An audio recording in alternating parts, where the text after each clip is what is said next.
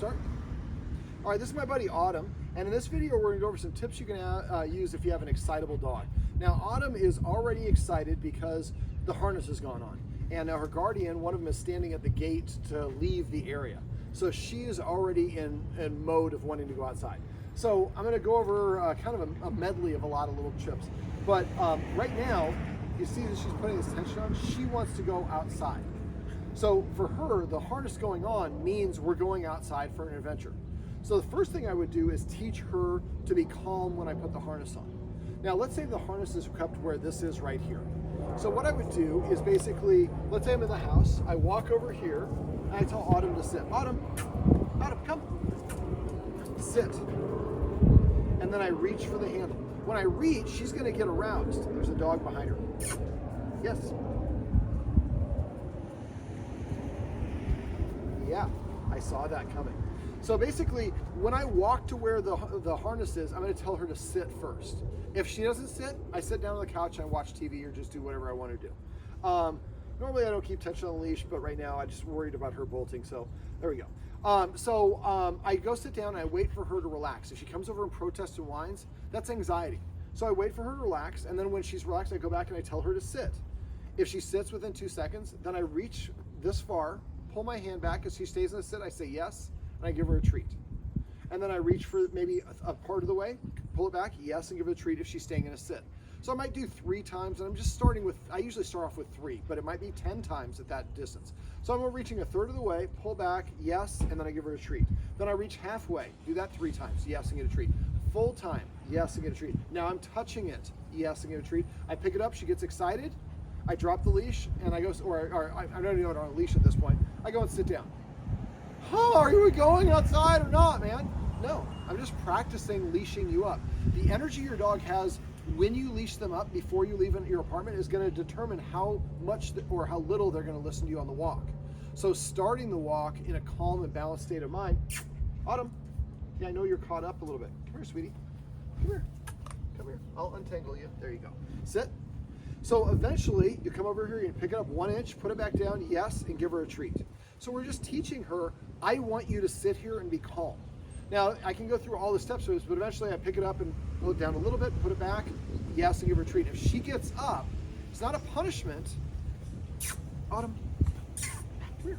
Autumn, puppy, puppy. Autumn, beep, beep, beep. Yes, sit. There we go. But again, she is already so worked up because the leash goes on, the harness goes on, I'm ready to go outside. So the first thing I want to do is pick up, I guess this would be picking up the harness. And then I'm going to put the harness on her. And then I'm going to just sit down and watch TV. Take it off, put it back on. Keep on doing that until she's like, yawn, you're going to put the harness on, big whoop. And then eventually I reach to attach the leash. I might reach this far. She gets excited, I pull back. And then if she gets really excited, if she gets up, I just sit down and drop the leash. And so this is going to take a lot of practice. But eventually, what I recommend you do is, like, if I'm going to take her for a walk, it's like, I don't know what time it is right now. It's 5:45. So let's say I'm going to take her for a walk at 6 o'clock. I might start at 5:45. So if I interrupt myself, I'm not frustrated at her for stopping. I'm just like, whatever, we're going to practice this. And eventually you're going to able to get the harness on her and she's calm. Attach the leash and she's calm. You walk to the door, I tell her to sit. If she can't sit in your house, she is saying, I will not be able to listen to you outside. So if you continue on the walk, you're entering a contract saying, I'm okay with you not listening to me. So if she doesn't do that, then I just basically drop the leash, go sit back down and watch TV. So this is, some people think this is mean, this is called desensitization. We're basically helping her understand that just because the leash comes on, just because the harness comes on, doesn't mean we're always going for a walk. Now she's sniffing, which we like, and I've got really high value treats I'm gonna use for her. Autumn, yes. So now what I'm going to do is I'm just going to ask for some basic obedience. Does she have a down cue? If I say the P word, will she do it? Yeah. Typically. Autumn, plots, plots. I typically snap as well, yeah. Yes. Up, plots. Yes. So the guardian said he typically snaps. Sometimes this is the cue to sit or lay down, not the word. So I usually like to use one indicator or one cue only. All right, so yes. Now when I'm walking a dog, and this is just a general walking stuff because she has a problem with walking. So basically, yes. So I'm going to walk around just this little area, and as we get closer to the door, you're going to see she's getting get excited. So I'm just going to watch her. Come on, you can stay right there with the camera. Mm-hmm. Yes.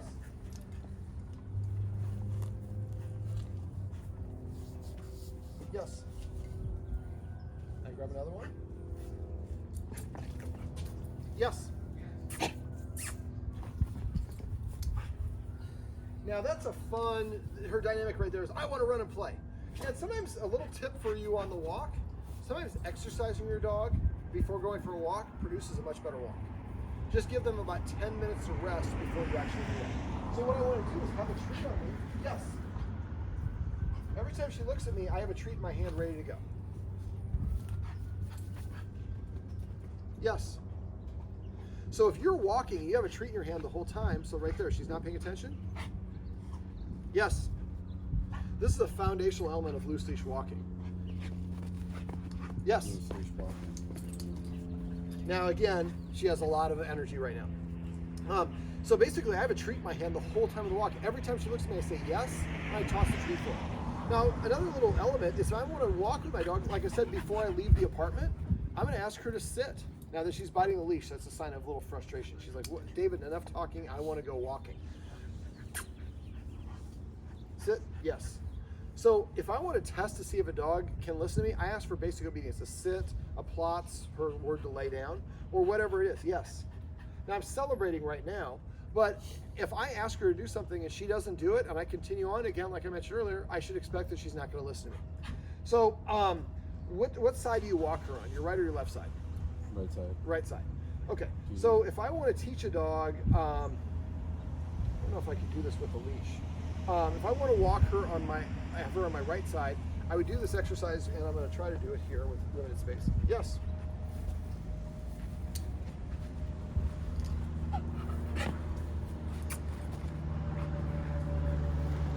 Yes. All right, we'll try a different exercise. This is going to be a little loose leash. So now I'm going to hold the treat. Yes.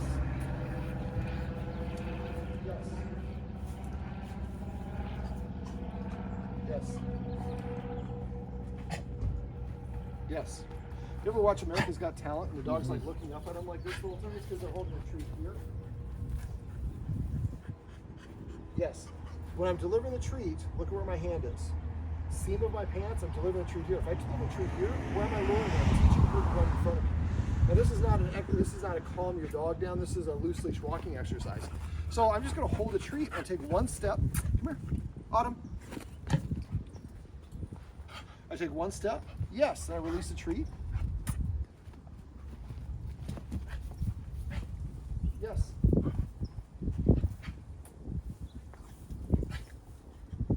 are a lucky doggo today. Turn.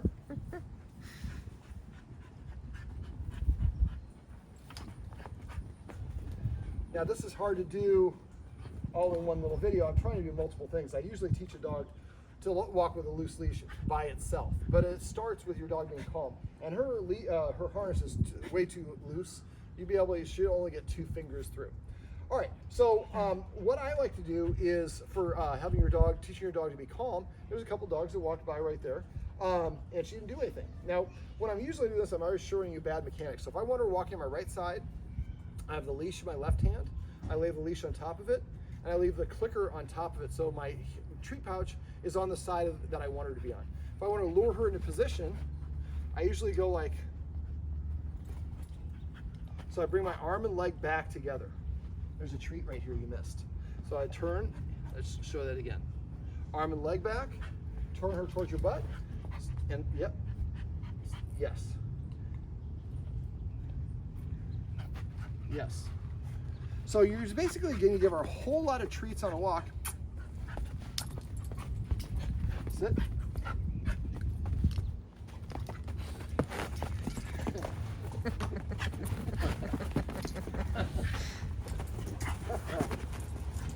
All right, crazy dog. Okay, so and a lot of this is because we let her get. She's been inside for 3 hours, and so she's really excited. All right, so when you're on a walk, every once in a while, I like to, there you go. So spaz and then calm down. Now the find it game that we did inside, we were saying hunt is the word we were using, right? So if I'm walking, I have a dog named Quest that doesn't pay much attention to me and didn't pay attention to me on walk. So what I would do is say, find it. And we walk a little bit once he's found it.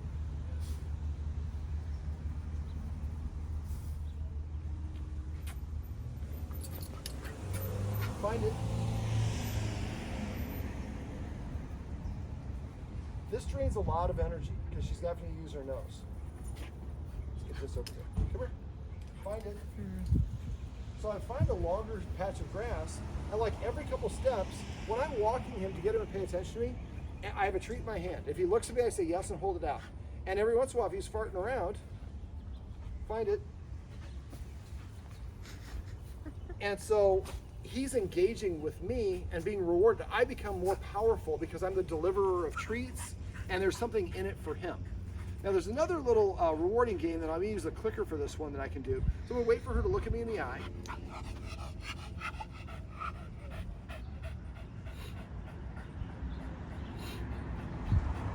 This is great TV.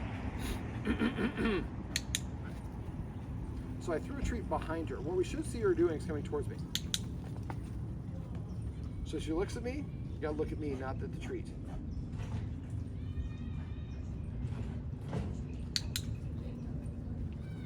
I pull out another one, waiting for her to look at me. So I'm rewarding, I'm clicking for her looking at me in the face. And when she does that, I don't make her come to me, I'm throwing a treat away from me.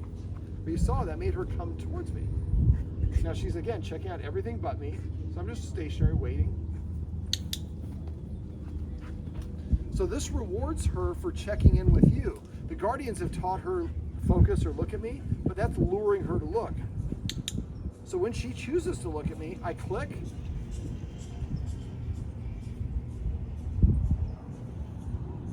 You have those husky eyes, so I can't tell if you're looking at me or the treat. And when she looks at me, then I click or say the marker word and toss the treat. So if you want to stop every once in a while, there's a little open space, just play this game. So she looks, then you throw the treat away. And I try to throw it in grass like that so she's got to look for it. It's even harder. Now the nose controls about 60% of their brain, and you saw how much spazzy she was doing earlier. Find it, or hunt. So what I would recommend you do when you're on a block, every block, look for a piece of grass like this and do the find it game with like up to 5 or 10 treats. Have a treat in your hand the whole walk. Every time she looks at you, say yes and hold the treat out. Now if she keeps on walking, don't walk it towards her. Just stop so she's got to come back to you. And do one right here. And she's sniffing, you're always going to lose for the nose. So I'm just going to wait for her to stop sniffing. You can't see her on camera, but that's okay. She's eating a little grass. So I can cue her, I can make an interesting sound to get her to look, but this is another example. The further away you go from your house, the less likely she's going to want to look at you because everything around you is more fun than you.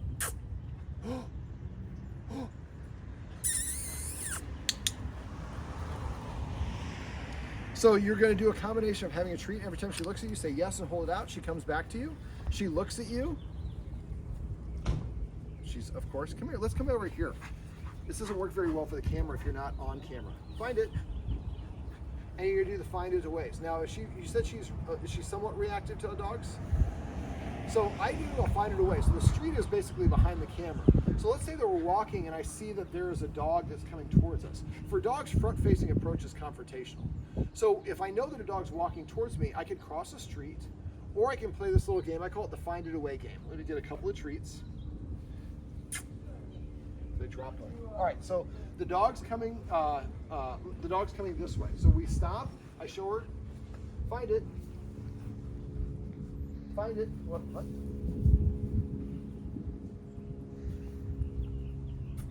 Hunt.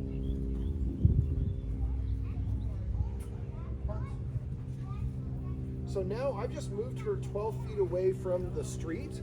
That allows the other dog to pass. Where's she doing? She's using her nose. It drains energy. She's not looking at the other dog. We give the other dog a chance to move away. We're solving the problem, her reactivity. She's not practicing it. So what I would recommend you do, every block, find a piece of grass and just find it away. The first treat I just tossed just slightly, maybe a couple inches away from the street under their nose. I say yes when they get that one or click. Then when they get that one, I toss another one 2 feet away. When they get that one, about 4 feet away. Next one about 5 feet away. That moves her about 12 feet away. And if you do this every block, find a section, when you do it and there's a dog there, she's not like looking, oh, there's a dog over there trying to distract. There's my humans are weirdos. They just throw treats on the grass to make it really hard for me to get them. But we're draining energy, giving her focus on something else. Sniffing is a displacement behavior. It can also tell the other dog, hey man, I'm not a threat. I'm not trying to start a fight with you. I'm just sniffing the ground. You should be sniffing the ground too. There we go. And again, every time she checks in with you, boom, you get that reward. Yes. And what you'll get is a dog that does what she just did right there. This is what gets me the attention. Right now, you saw when she was lurching me around, she's like, that's fun for her. And we're, stop it. That's not fun for us, but it's fun for her. So if you get in a habit of doing these things, eventually your dog checks in with you more and more frequently, and they're checking in with you. They're less likely to pull and do all the rest of the fun stuff, and you're burning energy and making it a more structured walk for her. Now, the other thing you can also do is the street is right on the other side of the camera. So I like to have, for my subtle class I'm developing, I'm basically going to have dogs practice doing things like plots. There you go. Touch. Or boop. So I'm going to ask her to do basic obedience. You mentioned she has leave it. Practicing leave it. Now, we're right next to the street. Your little section's on the other side of that little tree over there. So if you're practicing this stuff over there when the kids are getting picked up from school, you're helping her practice a little bit of impulse control by hearing the stuff that's going on. If that's too much for her, open your windows, practice in your living room, inside. When she can do consistent, so you're sit, down, touch, leave it, focus, whatever, spin, whatever they are, and she can do those consistently. You can go through like 5 or 6 reps of those. She does all of them right away. And that's why I like to use the clicker, because when they start hearing this, they start looking right away because the clicker is such a distinct sound. Then you go outside and do it on your little area. Once you do it great there, then you move in that little area. Then you move it here. Then you're moving it where the camera is. Eventually you're doing the grass right outside, and it's kind of like dipping your toe in the water. You don't cannonball, you dip your toe, then your ankle, then your calf. Anatomy is not my strong suit. And you gradually get her more and more immersed. But she's practicing listening to you while the stimulus is gradually getting more and more increased. One of the things that I do is I have recordings of dogs barking. So I'm doing that in the house when a dog's barking and they have to still sit, listen, and they're learning to focus and filter that stuff out. When we drive, we're not like worried about the cars on the other side of the 405. We filter that out. We're focused on what we need to. She needs to learn to focus on us, which is some of the tips I talked about on the walk. But also if you practice at a level that she can be successful, have her practice that success, and when she's good, then I move a little closer. Now, when do I do that? Is I usually practice something called 4 for 5. Proofing means basically practicing something in a way the dog can do it. So if I'm sit, that's 1. Sit, 2, sit. See how she's sitting faster? Sit.